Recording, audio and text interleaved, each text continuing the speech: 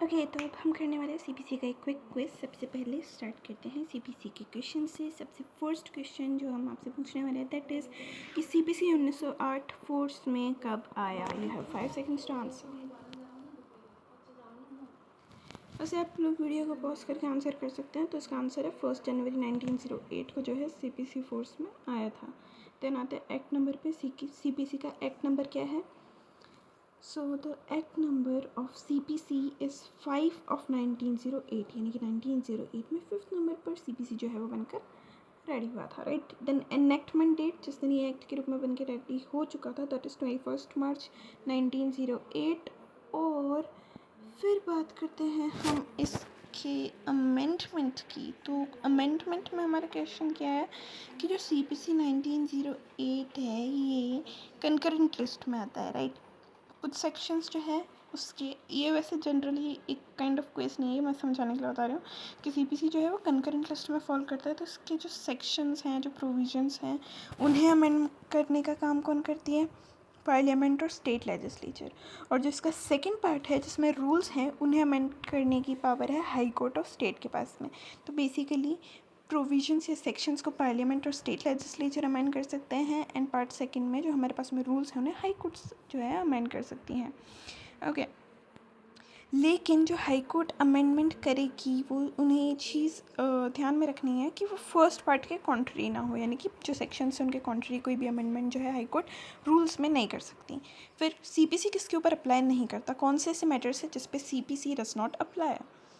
So the answer is service related जितने भी matters होते हैं उन पे सीपीसी अप्लाई नहीं करता। क्यों? क्योंकि सर्विस रिलेटेड मैटर्स पे स्पेशल लॉ या लोकल लॉ प्रिवेल करता है, जो as per article 311 of the constitution, ठीक है। अब सीपीसी का अमेंडमेंट एक्ट 2002 कब फोर्स में आया था? ठीक है, इसकी डेट हमें बतानी है। So the answer to the question that about CPC की अमेंडमेंट एक्ट 2002 की डेट, दैट इज़ 1 जुलाई 2002 को सीपीसी अमेंडमेंट एक्ट 2002 जो है वो फोर्स में आया था, ठीक है। तो सीपीसी कब फोर्स में आया था? 1 जनवरी 1909। कहाँ पे बताया? सेक्शन 1 क्लॉज 2 में। एक्ट नंबर क्या है सीपीसी का? 5 of 1908। Enactment date 21 March 1908। Enforcement भी देख लिया, एनेक्टमेंट भी देख लिया। एनफोर्समेंट 1 जनवरी 1909, एनेक्टमेंट 21 मार्च 1908। अमेंडमेंट की बात करें तो अमेंडमेंट सेक्शंस का कर सकती है parliament and state legislature, rules का कर सकती है हाई कोर्ट ऑफ स्टेट। लेकिन उन्हें ये चीज़ ध्यान में रखनी है कि वो फर्स्ट पार्ट के यानी कि सेक्शंस के कॉन्ट्री कोई भी अमेंडमेंट जो है ना करें। देन सीपीसी किस पे अप्लाई नहीं करता है? तो सीपीसी सर्विस रिलेटेड मैटर्स पे अप्लाई नहीं करता है as per article 311 of the constitution. फिर सीपीसी अमेंडमेंट एक्ट कब आया? तो सीपीसी अमेंडमेंट एक्ट 2002 की हम यहाँ पे स्पेसिफिकली बात कर रहे हैं, उसकी डेट है 1 जुलाई 2002, ठीक है। होप कि आपने ये सभी आंसर्स करेक्टली दिए होंगे। अगर आपने लास्ट लेक्चर देखा है तो ऑफ कोर्स करेक्टली दिए होंगे। आगे बढ़ते हैं अगले क्वेश्चंस पे। तो अगला क्वेश्चन है हमारा कि सीपीसी किसके ऊपर अप्लाई नहीं करता, ये हम ऑलरेडी देख चुके हैं। सीपीसी अमेंडमेंट एक्ट 2002 कब फोर्स में आया ये भी हम देख चुके हैं, 1 जुलाई 2002 को। अब नेक्स्ट क्वेश्चन है डिक्री। अच्छा, डिक्री कहाँ पर डिफाइंड है? 2+2 में। तो डिक्री क्या सिर्फ प्रिलिमिनरी होगी, फाइनल होगी, पार्टली प्रिलिमिनरी होगी, सिर्फ पार्टली फाइनल होगी, क्या होगी डिक्री? तो decree can be either preliminary और फाइनल और पार्टली प्रिलिमिनरी और पार्टली फाइनल, ये हमें बताया section 2 clause 2। Then next question है कि सेक्शन 2 क्लॉज 5 के अकॉर्डिंग फॉरेन कोड क्या है? ठीक है, सेक्शन 2 क्लॉज 5 में फॉरेन कोड डिफाइन है, लेकिन क्या डेफिनेशन गिवन है ये क्वेश्चन है। तो सेक्शन 2 क्लॉज 5 के according foreign code is that code which is situated outside India and not established और continued by the authority of the central government, ठीक है। Next question is who is a decree holder? ठीक है, decree holder कौन होता है? Decree कहाँ पर डिफाइंड है? 2 क्लॉज 2 में। Decree holder 2 clause 3, okay.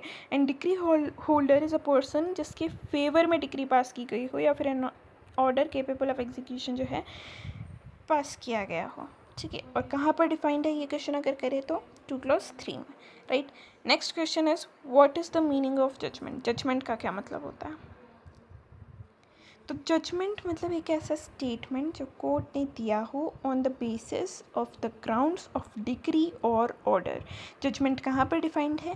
8 में जज आया, 9 में जज ने जजमेंट दिया, तो 2 क्लॉज 9 में जजमेंट इज़ डिफाइंड। आप लोग पॉज कर करके खुद से आंसर करते हैं, अदरवाइज़ अगर आपको नहीं आता तो वीडियो पूरी देखिए, उसमें आपको सारे आंसर्स अपने आप पता चलते जाएंगे। ठीक है, तो एक बार क्विकली वापस देख लेते हैं सीपीसी किस पे अप्लाई नहीं करता। Service related matters, CPC amendment act 2002 कब फोर्स में आया था? 1 जुलाई 2002 को। डिग्री जो होती है प्रिलिमिनरी भी हो सकती है, फाइनल भी हो सकती है, पार्टली प्रिलिमिनरी भी हो सकती है, पार्टली फाइनल भी हो सकती है। Degree is defined in section 2 clause 2।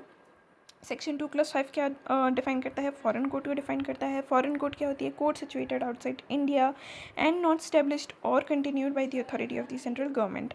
Degree holder कौन होता है और कहाँ पर डिफाइंड है? तो degree holder is a person who is in whose favor a decree has been passed or an order capable of execution has been made. It is defined in section 2 clause 3 of the CPC 1908. और last question, judgement का मतलब क्या होता है और judgement कहाँ पर defined है?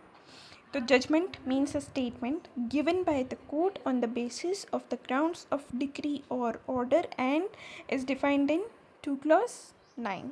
ठीक है, क्यों? क्योंकि 2 क्लॉज 8 में जज, 2 क्लॉज 9 में जज ने दिया जजमेंट और 2 क्लॉज 10 में जजमेंट पे लग गया date, hence 2 clause 10 became judgment debtor.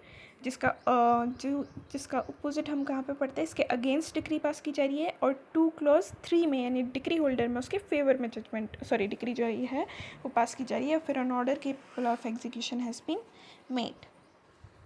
Okay, you may read this questions by yourself. अब हम पढ़ते हैं आगे के क्वेश्चंस पे।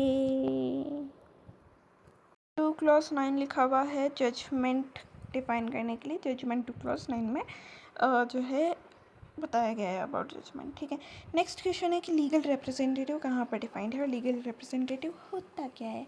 तो legal representative is defined in section 2 का क्लॉज 11। कौन होता है legal representative? Definition wise legal representative की डेफिनेशन अगर आपको याद हो तो आप रीड कर ले / बोल ले।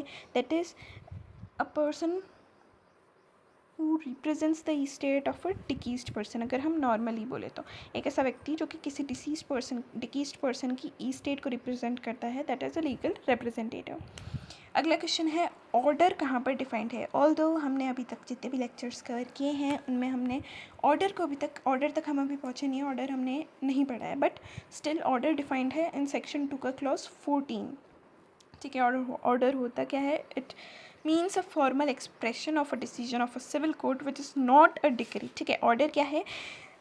सिविल कोर्ट के डिसीजन का एक फॉर्मल एक्सप्रेशन, और ऑर्डर डिक्री नहीं होता। डिक्री और ऑर्डर अलग अलग है। सो these were the questions, this was it about the quiz। एक बार अगर हम वापस से सारे क्वेश्चंस के बारे में देखें तो हमने देखा 2 से लेकर के अराउंड 14 तक की हमने डेफिनेशंस देख लिए, राइट।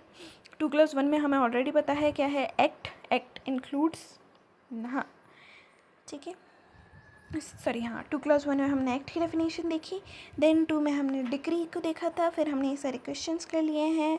जितने भी क्वेश्चंस इन सभी डेफिनेशन से बनते थे।